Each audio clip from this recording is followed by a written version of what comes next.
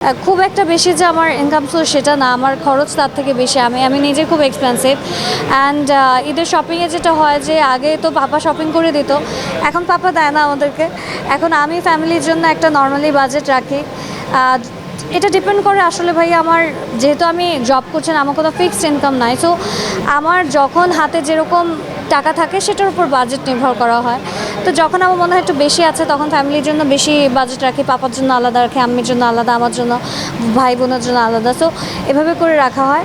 আর যখন একটুখানি হাতে মানে শর্ট থাকে বা কাজ কম থাকে তখন মনে করেন যে তখন একটু কম বাজেট থাকে, এটাই। বাট ফিক্সড আমার কোনো বাজেট নেই যে আমার এতই থাকতে হবে। চলচ্চিত্রে ভাইয়া এটা বলতে পারছে না, কারণ অনেক অফার্স আসতেই থাকে, বাট কোনো না কোনো কারণে করা হয় না।